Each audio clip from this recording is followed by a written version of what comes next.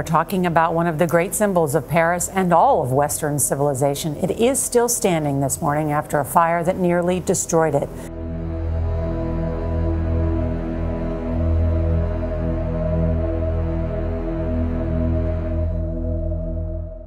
En avril 2019, le monde a regardé avec horreur Notre-Dame, l'un des lieux de culte les plus emblématiques du monde, prendre feu. Ce n'était pas un incendie comme les autres. Il a presque entièrement détruit le bâtiment, ainsi que les innombrables pièces d'histoire qu'il contenait.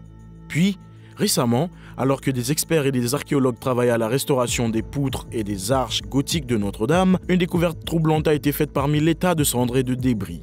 Quelle était cette découverte? Et que signifie-t-elle pour le domaine de l'archéologie? Restez dans les parages jusqu'à la fin pour tout savoir sur la récente découverte des archéologues sous Notre-Dame. La cathédrale Notre-Dame, également connue sous le nom de Notre-Dame de Paris, est une cathédrale catholique historique située dans le 4e arrondissement de Paris, en France, sur la moitié orientale de l'île de la Cité, île de la Seine. C'est l'une des structures les plus célèbres et les plus emblématiques de la ville, et elle est largement considérée comme l'un des plus beaux exemples au monde d'architecture gothique française et est dédiée à la Vierge Marie. La cathédrale a été construite au XIIe et XIIIe siècle et a résisté à de nombreuses guerres, révolutions et autres événements historiques. Le pape Alexandre III a posé la première pierre de la cathédrale Notre-Dame en 1163. Notre-Dame de Paris a eu 2 flèches, dont la première a été construite entre 1220 et 1230. Elle a fini par être tellement endommagée qu'elle a dû être enlevée à la fin du XVIIIe siècle. Eugène Viollet-le-Duc, un architecte français, a construit la seconde en 1859. Cette flèche du 19e siècle mesurait 315 pieds de haut, soit 59 pieds de plus que la flèche originale du XIIe siècle. Elle est également célèbre pour ses magnifiques vitraux et ses sculptures de pierre complexes.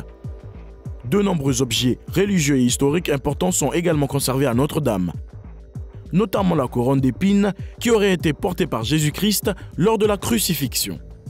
La cathédrale Notre-Dame, classée au patrimoine mondial de l'UNESCO depuis 1991, a servi de lieu de couronnement de Napoléon Ier en 1804, puis de lieu de funérailles pour plusieurs présidents français. Chaque année, des millions de personnes du monde entier visitent la cathédrale, ce qui en fait une attraction touristique populaire.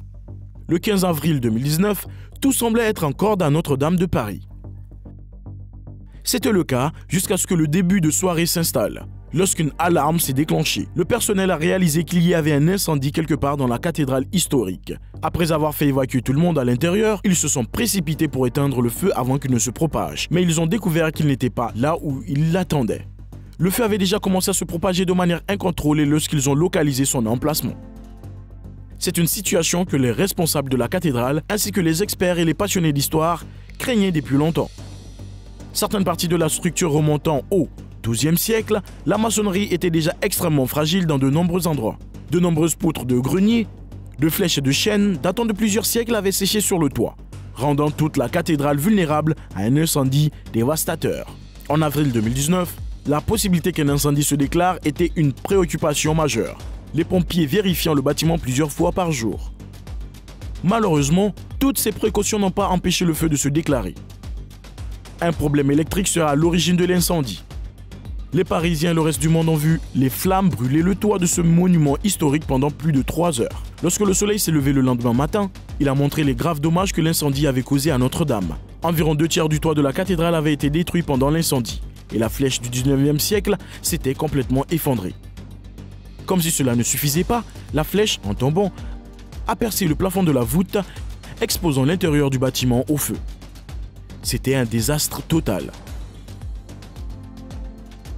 Cependant, en mars de l'année dernière, les archéologues ont découvert une étonnante richesse de statues, de sculptures et de vestiges d'un ancien jubé datant du XIIIe siècle, exactement sous le sol de la flèche, là où le transept rejoint le nef. 2 cercueils en plomb bien préservés ont attiré leur attention parmi ces objets brisés. La découverte du sarcophage à la croisée du transept indique que les 2 personnes étaient suffisamment influentes à leur époque respective pour être enterrées dans des tombes aussi réputées au cœur de la cathédrale. La découverte a été considérée comme extraordinaire et émouvante par les experts français. Les enterrements dans les cathédrales, en revanche, sont une pratique ancienne et les cercueils en plomb sont largement réservés à l'élite. Bien que les deux sarcophages soient relativement bien conservés, aucun ne contenait de matière organique en raison des trous qui laissaient passer l'air à l'intérieur. Du 21 au 26 novembre, les cercueils ont été transférés au CHU de Toulouse pour un examen plus approfondi, où ils ont été fouillés et inspectés à l'aide de scanners et de radiographie. L'Institut national de recherche archéologique préventive, INRAP, en collaboration avec l'Université de Toulouse, a récemment indiqué qu'après une analyse rigoureuse, ils avaient réussi à identifier les victimes, la cause de leur décès et leur vie.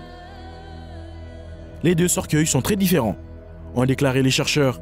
Ils n'ont ni la même forme, ni le même mode d'assemblage, ni le même alliage, ni le même âge. Cela signifie qu'ils sont issus de couches distinctes et par conséquent d'époques différentes. Le premier cercueil a été découvert dans une voûte en pierre à environ 1 mètre de profondeur, tandis que le second a été découvert plusieurs pieds plus bas. Lors de la mise au jour des cercueils, l'un des deux portait une plaque en laiton portant le nom d'Antoine de la Porte et la date de son décès, le 24 décembre 1710. C'était un homme d'État connu et respecté qui a contribué à la reconstruction de la magnifique cathédrale Notre-Dame pendant sa période. Il existe également un tableau du grand prêtre de Jean Jouvenet au musée du Louvre à Paris, qui représente une messe célébrée à l'intérieur de la cathédrale vers 1708. Le grand prêtre, surnommé Jubilé Canon, offrait habituellement un soutien financier pour la reconstruction de la clôture du chœur de Notre-Dame, conformément à l'engagement de Louis XIV. Le cercueil de Canon fut découvert enterré avec 3 médailles, dont l'une n'était pas intacte lorsqu'elle fut retirée du sol. Le squelette ne comportait plus aucun tissu vivant, mais les restes, ainsi que les cheveux et la barbe, étaient parfaitement conservés. Les dents de la Porte semblaient être en bon état, même à l'âge de 83 ans, ce qui est inhabituel pour une personne de son âge. Le seul signe visible de maladie de la Porte était son gros orteil, qui semblait endommagé par la goutte. Il s'agit d'une affection arthritique fréquemment liée aux membres de la famille royale qui consomment des quantités excessives de viande, de fruits de mer ou d'alcool. L'autre cercueil avait la forme directe du corps qui l'abritait. L'homme semblait être mort entre 25 et 40 ans. Et il était manifestement important vu sa sépulture. Un examen endoscopique a révélé une couronne florale flétrie à l'intérieur, ainsi que d'autres feuilles au niveau de l'abdomen. Les cercueils ont été ouverts par un anthropologue biologique du nom d'Éric Crubézy, qui a affirmé que le corps de l'homme était en très mauvais état, la plupart de ses dents étant manquantes et ses os présentant des symptômes de blessures. Certaines caractéristiques du squelette de l'homme conduisent Crubézy à penser qu'il est mort d'une méningite chronique causée par la tuberculose. Crubézy pense qu'il aurait eu une mort douloureuse. Les figures cousues sur le crâne laissent supposer qu'il était entrant, ce qui est confirmé par les plantes d'embaumement bien connues avec lesquelles il a été enterré. Étonnamment, l'embaumement n'était pas une pratique très répandue dans la France médiévale. La technique d'embaumement a atteint son apogée à l'époque des anciens Égyptiens. Essayer d'embaumer quelqu'un au XIIIe siècle semble étrange. Alors, qui est exactement cet homme? Quel était le but de son embaumement? Était-il d'origine égyptienne? Même si nous l'ignorons pour l'instant, les coutumes funéraires perceptibles indiquent que cet individu était également un noble, un cavalier d'après ses os pelviens. Les chercheurs l'ont surnommé le cavalier. Crubézy a émis l'hypothèse que ce chevalier portait un bandeau depuis son enfance afin d'allonger son crâne. C'était une pratique courante dans les milieux aisés. Le chevalier avait un crâne délibérément déformé parce qu'il portait un bandeau serré autour de la tête pendant les 3 premiers mois de son enfance, ce qui a provoqué le changement de forme.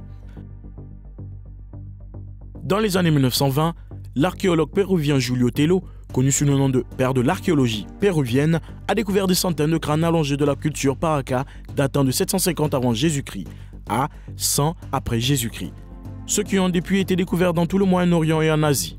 Il est largement admis que le sarclage crânien et les crânes allongés qui l'accompagnent étaient des symboles de pouvoir utilisés par les familles régnantes de divers pays. Cependant, bien après que cette pratique se soit éteinte au Pérou, elle était encore pratiquée dans la province des Deux-Sèvres, dans l'ouest de la France, jusqu'au début du XXe siècle. Là aussi, la pratique était un symbole de pouvoir parmi les élites sociales, mais elle était également adoptée par des familles de statut inférieur qui tentaient d'associer leurs enfants aux couches sociales supérieures. Les experts de l'INRAP ont l'intention de poursuivre l'analyse des deux corps afin d'en savoir plus sur leur identité et leur mode de vie. Cependant, aussi fascinant que ces individus puissent être pour les scientifiques et les historiens, en France, les droits de l'homme sont prioritaires. Les corps découverts dans des cercueils ne sont pas considérés comme des vestiges archéologiques selon la loi française. Ce sont des restes qui doivent être traités avec respect.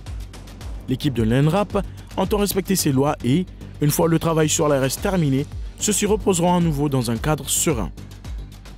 Le lendemain de l'incendie, l'héritier et l'historien de l'art Arnaud Ibert de l'Université de Bretagne occidentale à Quimper, France, ont créé l'Association des scientifiques. Aujourd'hui, le groupe comprend plus de 200 scientifiques, dont des géologues, des archéologues et des ingénieurs. L'objectif de l'association est de coordonner le travail des experts dans différents domaines, de partager les connaissances et de promouvoir la recherche scientifique sur la cathédrale. L'héritier, qui étudie les métaux anciens, est curieux de savoir comment le fer a été utilisé dans la structure, notamment son incorporation dans les murs de pierre et la charpente qui soutenait le toit. Alors que du fer a été ajouté à la structure lors de rénovations au XIXe siècle, les chercheurs chercheront du fer médiéval placé lors de la construction originale. L'incendie a permis aux chercheurs d'étudier des parties du bâtiment qui étaient auparavant inaccessibles.